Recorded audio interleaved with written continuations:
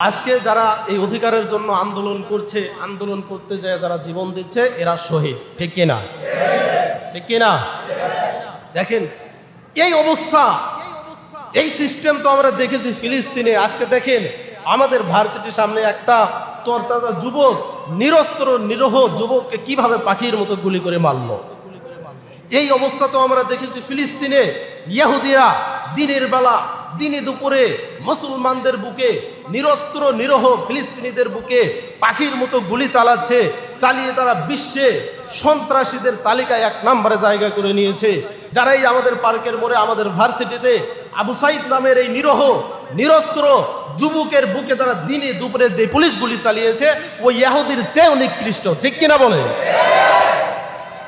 দেখেন কত যুবকদের বুকে গুলি চালাচ্ছে।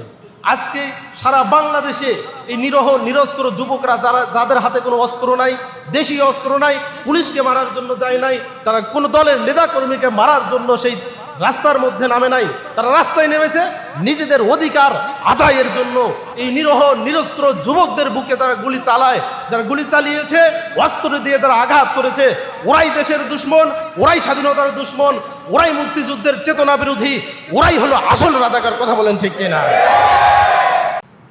আলহামদুলিমান কদ্দার খায়রা ওয়া খাবানা আলহামদুলিমান কদ্দার খায়রা ওয়া খাবানা ওয়াশকুর লিমান সাওয়ারা হুসনান ওয়া জামালা والشكر لمن صور حسنه وجمالا فرد صمد عن صفة الخلق مجيد رب عدلي خلق الخلق كمالا رب عدلي خلق الخلق كمالا لا ضد ولا ند ولا حد لمولاه لا ضد ولا ند ولا حد لمولاه الآن كما كان ولم يلق زوالا الآن كما كان ولم يلق زوالا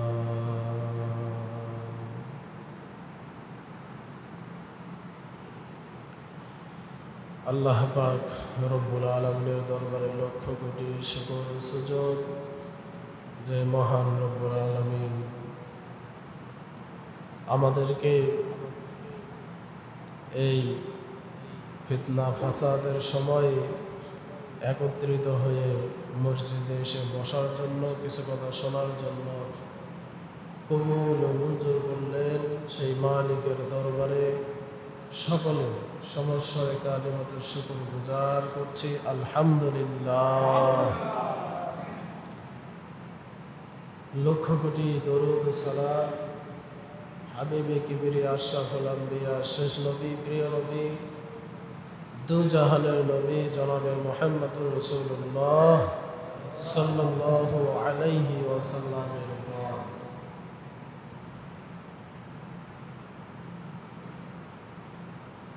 আল্লাহ পাক রব্বুল আলামিন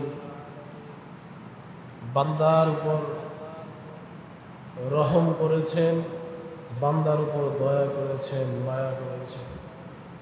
সব থেকে বড় দয়া, সব থেকে বড় মায়া, আমরা যে মুসলমান ঘরে জন্মগ্রহণ করতে পেরেছি।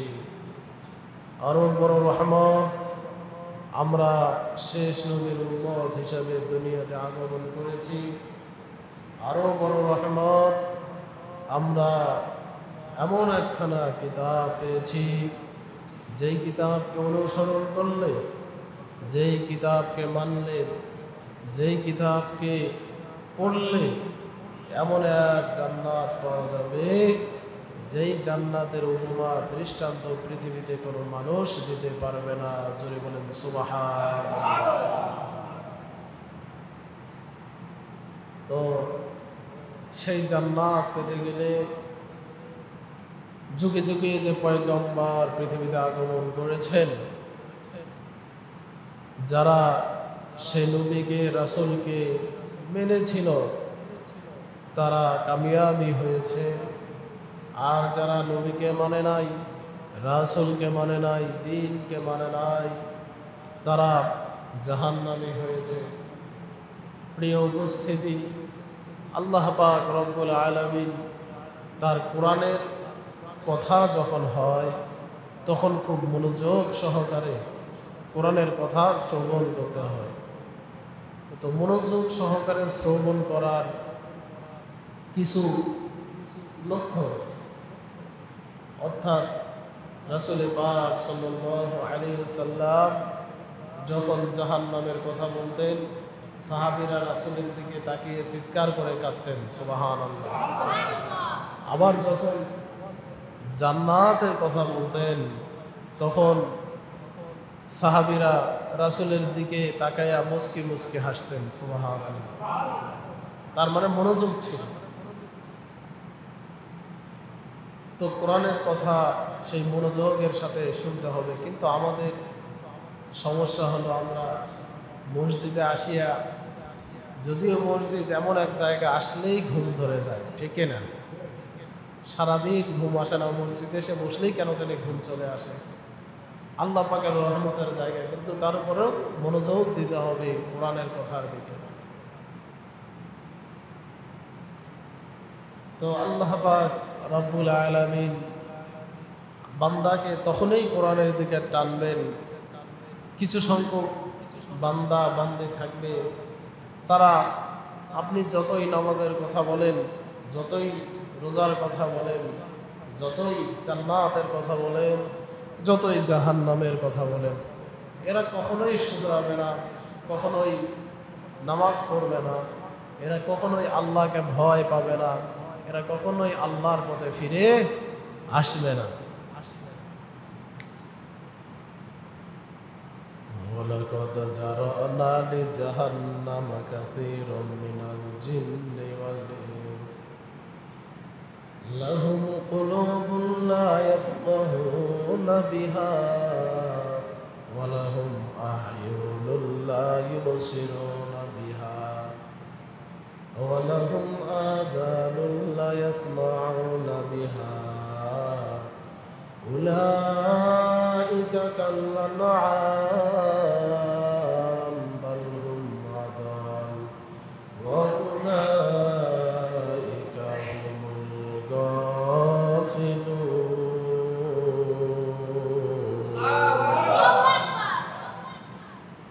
আল্লাহ পাক রব্বুল আলামিন বলেন, দুনিয়াতে কিছু মানুষ থাকবে এমন, আমি আল্লাহ এদেরকে জাহান্নামে দেওয়ার জন্যই সৃষ্টি করেছি। এদের অন্তরটা এমন, এদের কানগুলো এমন, এই ব্যক্তিগুলো কান থাকা সত্ত্বেও আল্লাহর কোরআনের কথা শোনে না, কোরআনের কথা শোনে না। চোখ থাকা সত্ত্বেও তারা কোরআনের কথা দেখে না, কোরআনের পথ দেখে না। অন্তর থাকা সত্ত্বেও কোরআনকে অনুধাবন করে না।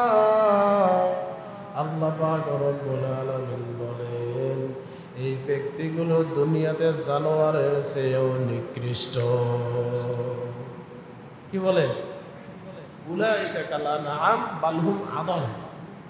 আল্লাহ পাক নিজেই বলেন যে এগুলো যারা চোখ আছে কোরআনকে দেখে না, কান আছে কোরআনের কথা শোনে না, এরা জানোয়ারের চেয়েও নিকৃষ্ট। কার কথা? সবাইকে বলতে হবে কার কথা? আল্লাহর কথা। আর দুনিয়াতে আবার একদল মানুষ থাকবে, আল্লাহ পাক রব্বুল আলামিন তাদের জন্য আবার বলেন, ওয়াল্লাযীনা জাহাদু ফীনা লানাহদিয়ান্নাহুম সুবুলানা ওয়া ইন্না ইন্নাল্লাহা লামাআল মুহসিনিন।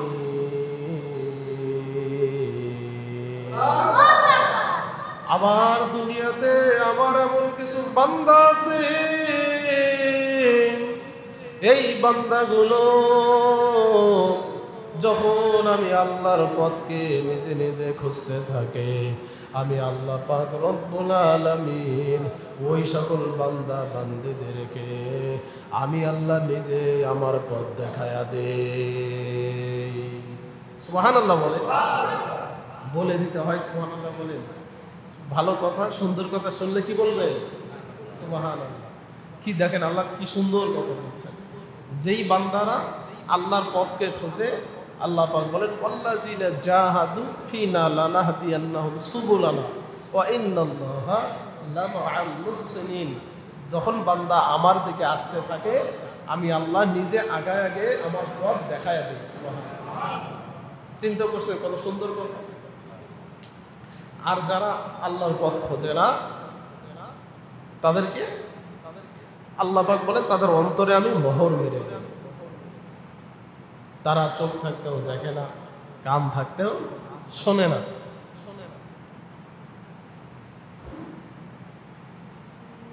লা ইয়াস্তাওয়ি আসহাবুন নারি ওয়া আসহাবুল জান্নাহ আসহাবুল জান্নাতি হুমুল ফাইজুন।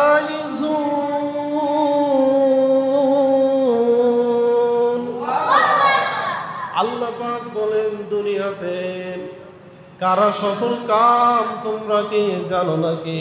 তোমরা তো মনে করো দুনিয়াতে যারা লক্ষ লক্ষ টাকার মালিক এরাই হয়তো সফল ব্যক্তি। আল্লাহ পাক বলে না না, দুনিয়াতে টাকাওয়ালারা সফল না, দুনিয়াতে মন্ত্রী মিনিস্টার সফল নয়। সফল ব্যক্তি কারা তোমরা জানো নাকি? লা ইয়াস্তাওয়ি আসহাবুন নারি ওয়া আসহাবুল জান্নাহ। দুনিয়াতে সফল ব্যক্তি কারা তোমরা জানো? দুনিয়াতে সফল ব্যক্তি হলো তারা যারা দুনিয়াতে ভালো কাজ করে জান্নাত হাসিল করে নিতে পারলো। সুবহানাল্লাহ বলেন। দুনিয়াতে সফল ব্যক্তি কারা? যারা মন্ত্রী মিনিস্টার না, ধন সম্পদের মালিক তারা না। দুনিয়াতে সফল ব্যক্তি হলো তারা যারা দুনিয়াতে জান্নাত হাসিল করে নিতে পারলো। সুবহানাল্লাহ।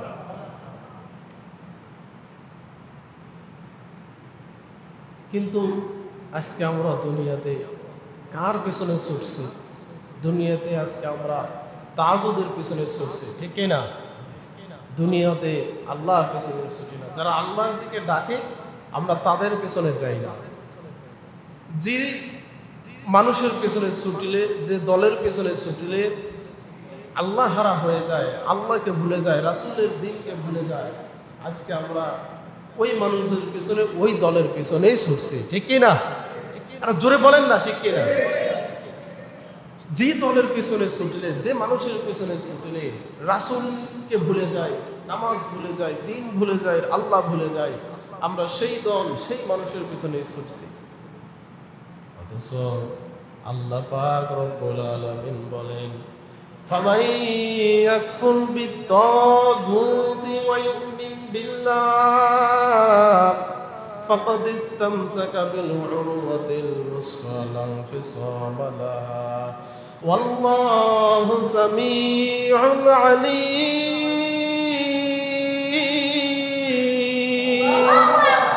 আল্লাহ পাক বলেন ও বান্দারা, দুনিয়াতে ওই তাগুদের পেছনে ছোটা বাদ দিয়ে দাও, তাগুদের রশিকে তোমরা ছেড়ে দাও। কারণ তাগুদের রশি ক্ষমতা যতদিন আছে তোমাকে আগলায় রাখবে, ক্ষমতা চলে গেলে তোমাকেও ছুঁড়ে ফেলবে। ও বান্দারা, তোমরা ওই তাগুদের রশিকে ছেড়ে দাও, আর আমি আল্লাহর রশিকে তোমরা আঁকড়ায় ধরো। আমার রশি এমন রশি, কেমন রশি তোমরা জানো নাকি? আমি আল্লাহর রশি এমন শক্ত, কিয়ামত পর্যন্ত জান্নাতে যাওয়ার আগে ছিড়বে না। তাগুদের রশিকে ছেড়ে দাও, আমি আল্লাহ রশিকে দেবো। আর আমি আল্লাহ রশিটা কেমন, ওইটা কিয়ামত পর্যন্ত জান্নাতে যাওয়ার আগে ছিড়বে না। সুবহানাল্লাহ। তাহলে কার পেছনে ছুটবো? যারা আল্লাহর দিকে ডাকে, আল্লাহর দিনের কথা বলে, আল্লাহর দিন বাস্তবায়নের কথা বলে, আল্লাহর দিন জমিনে কায়েম করার কথা বলে, তাদের পেছনেই ছুটবো, ঠিক কি না? আর যারা আল্লাহর দিনের বিপক্ষে, আল্লাহর রাসূলের বিপক্ষে, আল্লাহর কোরআনের বিপক্ষে, ওই দলকে লাথি মেরে বিদায় করব, ঠিক কি না? এই চিন্তা, এই ফিকির মনের মধ্যে রাখতে হবে। দেখুন হযরতে হুসাইন রাদিয়াল্লাহু তাআলা রাসূলের কি নাতি। আপনারা কি জানেন যে হাসান আর হুসাইনকে রাসূল কেমন ভালোবাসতেন? ছোট্ট বয়সে সাহাবীরা বর্ণনা করেন, হাসান আর হুসাইন রাসূলকে বললেন, নানাজি ঘোড়ার পিঠে ওঠার বড় শখ, আমরা আপনাকে ঘোড়া বানিয়ে আপনার পিঠে উঠতে চাই। সুবহানাল্লাহ। রাসূলের গায়ে মশা মাছি পড়া হারাম, আর হাসান আর হুসাইন বলছে, নানাজি একটু ঘোড়া হয়ে যান, আমরা আপনার পিঠে উঠে ঘোড়া ঘোড়া খেলতে চাই। সাহাবীরা বললেন, রাসূল আর দেরি করলেন না, সঙ্গে সঙ্গে রাসূল ঘোড়া হয়ে গেলেন। হাসান হুসাইন রাসূলের পিঠের উপরে উঠে বসলেন। চিন্তা করেন কেমন ভালোবাসতেন। রাসূল নামাজের ভিতরে সিজদায় চলে যেতেন। সিজদায় যাওয়ার পর অনেক সময় হাসান আর হুসাইন রাদিয়াল্লাহু তাআলা আনহুমা আল্লাহ রাসূলের কাঁধের উপরে উঠে বসতেন। আল্লাহ রাসূল তাদেরকে নামিয়ে দিতেন না, যতক্ষণ না হাসান হুসাইন নিজ ইচ্ছায় নেমে যায়। নামাজ রাসূল পড়তেছেন, হাসান হুসাইন কাঁধের উপরে উঠে বসেছে। আল্লাহ রাসূল কোনদিন হাসান হুসাইনকে কাঁধ থেকে নামায়া দেন নাই। যতক্ষণ না হাসান হুসাইন নিজ থেকে নেমে না যায়, ততক্ষণ আল্লাহ রাসূল সিজদা থেকে মাথা উঠাতেন না। কেমন ভালোবাসতেন দুই নাতিকে। নবীজির কাছে একদিন চিঠি লিখলেন, হাসান হুসাইন খবর পাঠালেন, নানাজি বহুদিন হয়ে গেল, একদিনও আমাদেরকে দেখতে আসেন না, আমাদেরকে একটু দেখতে আসেন না, আমরা আপনাকে দেখতে চাই। নবীজি সাল্লাল্লাহু আলাইহি ওয়াসাল্লাম মা ফাতেমার বাড়ির দিকে রওনা দিলেন। ফাতেমার বাড়ির কাছে যখন চলে গেলেন, দুই নাতি রাসূলের কাছে দৌড় দিয়ে আসলেন, দু চোখের পানি ছেড়ে কান্দে, নানাজি আজ 3টা দিন হয়ে গেল, মা আমাদেরকে খাবার দেয় না, বিশ্ব নবীর নাতি আমরা, আমাদের পেটের ভিতরে খানা নাই, 3 দিন ধরে মা চুলার ভিতরে কি যেন রান্না করে, আমাদেরকে খাবার দেয় না। ও নানা, আমার আম্মাকে, আপনার মেয়েকে একটু বকা দেন, মা ফাতেমা যেন আমাদেরকে খাবারের ব্যবস্থা করে দেয়। রাসূল বাড়ির ভিতরে ঢুকলেন, মা ফাতেমাকে বললেন, রে ফাতেমা, কি ব্যাপার, আমার নাতিদেরকে কেন কষ্ট দাও? ও ফাতেমা, নাতিরা 3 দিন ধরে নাকি খায় না, কি ব্যাপার, কেন খাবার দাও না, কি চুলার মধ্যে জল করো? ফাতেমা তো জোহরা বলে, আব্বা জান, আজকে 3 দিন হয়ে গেল আমার ঘরের ভিতরে কোনো খাবার নাই, চুলার ভিতরে একটা খালি পাতিল আমি বসিয়ে দিয়েছি, ওই পাতিলের ভিতরে পানি ছাড়া আর কিছুই নাই। আব্বা জান, 2 নাতির মুখে, আপনার 2 নাতির মুখে খাবার দেওয়ার কোনো ব্যবস্থা আমার নাই। রাসূল 2 চোখের পানি ছেড়ে কান্দেন, রে ফাতেমা, 3 দিন ধরে তোমার বাড়ির ভিতরে কোনো খাবার নাই। ও ফাতেমা, তুমি আমার খবর জানো নাকি? 3 দিন ধরে তোমার ঘরের ভিতরে কোনো খাবার নাই। ফাতেমা তুমি শোনো, রাসূল পাক সাল্লাল্লাহু আলাইহি ওয়াসাল্লাম তার পাঞ্জাবিটা একটু উপরে তুললেন। মা ফাতেমা দেখেন রাসূলের পেটের ভিতরে পাথর বাঁধা। রাসূল বললেন, ফাতেমা 7 দিন ধরে আমি রাসূল পানি ছাড়া আর কিছুই মুখে দেই না। চিন্তা করো, বিশ্ব নবীজির ঘরের ভিতরে কোনো খাবার নাই, যাকে আমার আল্লাহ পাক বলেছিলেন, ইয়া রাসূলুল্লাহ, ইয়া হাবিবাল্লাহ, একবার আমাকে অনুমতি দেন, যদি আপনি চান এই উহুদ পাহাড়টা স্বর্ণে পরিণত করে আমি আপনাকে দান করে দিব। সুবহানাল্লাহ। সেই রাসূলের ঘরে কোনো 7 দিন ধরে খাবার নাই। চিন্তা করুন, যেই রাসূলকে আল্লাহ পাক বলছে যদি আপনি চান উহুদ পাহাড়টা স্বর্ণ বানায় আপনাকে দান করব। সুবহানাল্লাহ। চিন্তা করে, সেই রাসূলের ঘরে 7 দিন ধরে খাবার নাই। তো রাসূলের এই অবস্থা দেখে হাসান হোসেনের কান্না এমনিই থেমে গেল। 3 দিন ধরে খাই না, আর আমার নানা 7 দিন ধরে খায় না, তার কাছে কি বিচার দেব?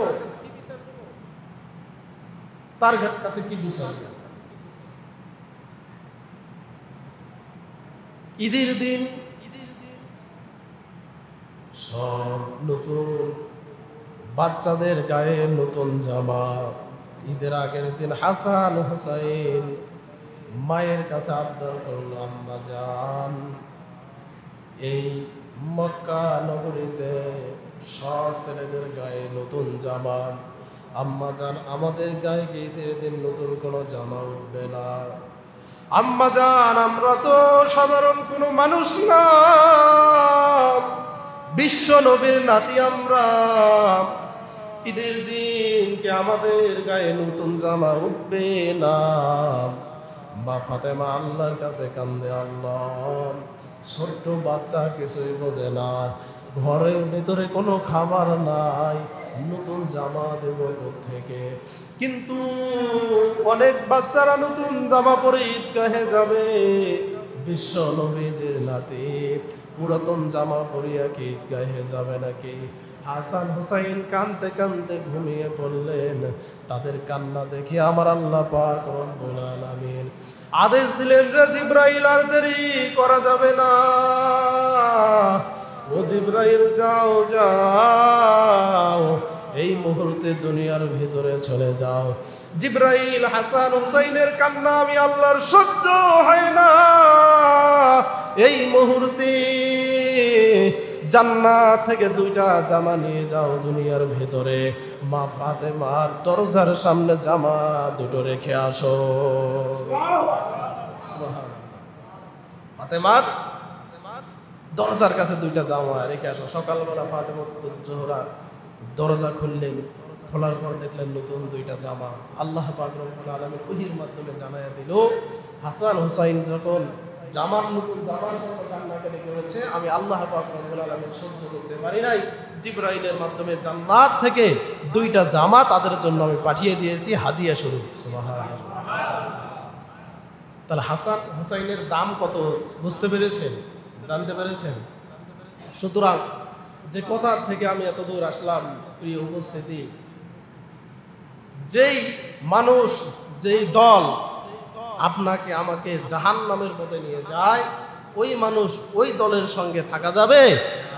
সবাই বলেন না থাকা যাবে? যারা কথা বলেন না তারা থাকবেন তো যান, মসজিদ থেকে বের হয়ে দলের কাছেই যান। কথা বলেন, থাকবেন? ওই দলের সাথে থাকা যাবে না। যেই লোক, যেই দল আল্লাহর দিকে ডাকে, আল্লাহর কোরআনের দিকে ডাকে, আল্লাহর দিন বাস্তবায়নের কথা বলে, কোরআন বাস্তবায়নের কথা বলে, আমরা তাদের সাথেই থাকবো, ঠিক কিনা? আজকে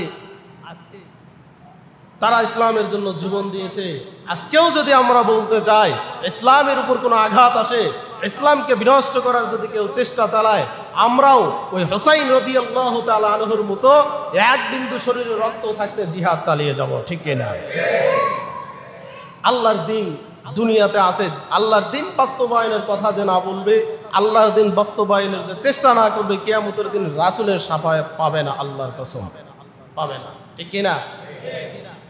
দেখেন, এই যে আমাদের দেশে একটা আন্দোলন চলছে, ঠিক কিনা? ঠিক কিনা? জানেন না মনে হয় অনেকেই, জানেন না আপনারা?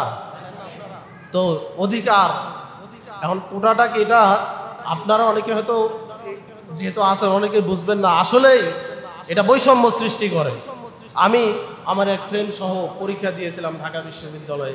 আমরা যারা পড়াশোনা করি আমাদের সবার একটা ইচ্ছা থাকে যে ঢাকা বিশ্ববিদ্যালয়ে ভর্তি হব, চান্স পেয়ে ভর্তি হব। তো সবার ইচ্ছা থাকে, আমারও ইচ্ছা ছিল। বিশ্ববিদ্যালয়ে ভর্তি পরীক্ষা দিয়েছিলাম। আমার এক ফ্রেন্ডের আমার থেকে 2 নাম্বার কম। কয় নাম্বার? 2 নাম্বার কম। তার কোটা আছে নানার দিকের, অর্থাৎ তার নানা হচ্ছে মুক্তিযোদ্ধা, সেই নানার দিকের কোটা। 2 নাম্বার শুনতে মনে হয় ছোট মনে হয়, আসলে ছোট না। 1 পয়েন্ট কম বেশি হলে, অর্থাৎ 2 নাম্বার না, যদি 25 পয়েন্ট কম বেশি হয় আপনার সিরিয়াল 4-500 নিচে চলে যাবে। মানে 25 পয়েন্ট যদি একটু কম বেশি হয় তাহলে আপনার সিরিয়াল ধরেন আছে 1000, আপনার বন্ধু সিরিয়াল আছে 1000, আপনার 25 পয়েন্ট কম, এই জন্য আপনার সিরিয়াল চলে যাবে 500-তে। আর সেখানে 2 নাম্বার আমার থেকে কম হওয়া সত্ত্বেও আমি ঢাকা বিশ্ববিদ্যালয়ে পড়তে পারি নাই, ও কোটায় ভর্তি হয়েছে ঢাকা বিশ্ববিদ্যালয়ে। তাহলে চিন্তা করেন কোটা কি বৈষম্য সৃষ্টি করে। তো আজকে যারা এই অধিকারের জন্য আন্দোলন করছে, আন্দোলন করতে যায় যারা জীবন দিচ্ছে, এরা শহীদ। ঠিক কিনা? ঠিক কিনা? দেখেন এই অবস্থা, এই সিস্টেম তো আমরা দেখেছি ফিলিস্তিনে। আজকে দেখেন আমাদের ভার্সিটির সামনে একটা তরতাজা যুবক, নিরস্ত্র নিরহ যুবককে কিভাবে পাখির মতো গুলি করে মারল। এই অবস্থা তো আমরা দেখেছি ফিলিস্তিনে।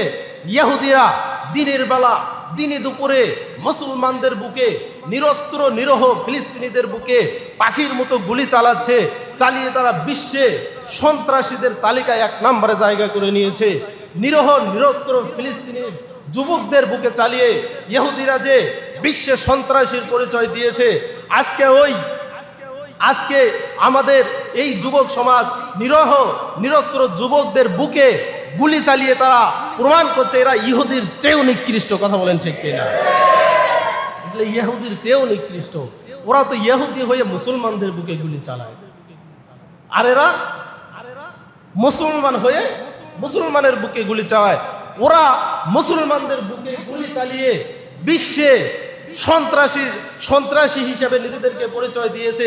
যারাই আমাদের পার্কের মোড়ে, আমাদের ভার্সিটিতে আবু সাইদ নামের এই নিরহ নিরস্ত্র যুবকের বুকে যারা দিনে দুপুরে যে পুলিশ গুলি চালিয়েছে, ওই ইহুদির চেয়েও নিকৃষ্ট। ঠিক কিনা বলে? দেখেন কত যুবকদের বুকে গুলি চালাচ্ছে। আজকে সারা বাংলাদেশে এই নিরহ নিরস্ত্র যুবকরা যাদের হাতে কোনো অস্ত্র নাই, দেশীয় অস্ত্র নাই, পুলিশকে মারার জন্য যায় নাই, তারা কোনো দলের নেতা কর্মীকে মারার জন্য সেই রাস্তার মধ্যে নামে নাই, তারা রাস্তায় নেমেছে নিজেদের অধিকার আদায়ের জন্য। এই নিরহ নিরস্ত্র যুবকদের বুকে যারা গুলি চালায়, যারা গুলি চালিয়েছে, অস্ত্র দিয়ে যারা আঘাত করেছে, ওরাই দেশের দুশ্মন, ওরাই স্বাধীনতার দুশ্মন, ওরাই মুক্তিযুদ্ধের চেতনা বিরোধী, ওরাই হলো আসল রাজাকার। কথা বলেন ঠিক কিনা? এরাই হলো আসল রাজাকার। এই জন্য আমাদের উচিত এদের পাশে থাকা। ঠিক কিনা? আমরা দোয়া করব আল্লাহ পাক রব্বুল আলামিন এই যুবকদের উপর যেন রহম নাজিল করেন, রহমত নাজিল করেন। কারণ তারা আন্দোলন করছে, ওই ফলটা ওরা তো মারা গেল, ওরা তো পাবে না, পাবে নাকি? আরে যেই যুবকটা পুলিশের সামনে বুক পেতে দিয়ে গুলি বুকে নিল, ও কি এই ফল পাবে? যে আন্দোলন করছে ও ফলটা পাবে কে? ও ফলটা পাবে আপনার আমার পরবর্তী বংশধর, জেনারেশন যারা আসবে, তারা সেই ফল ভোগ করবে। কিন্তু সেই ফল আমরা ভোগ করব, কিন্তু তারা জীবন দিয়ে সেই ফল আমাদেরকে দিয়ে যাচ্ছে। তো তাদের জন্য আমরা দোয়া করব, আল্লাহ পাক যেন তাদেরকে সফল করেন। বলেন আমিন।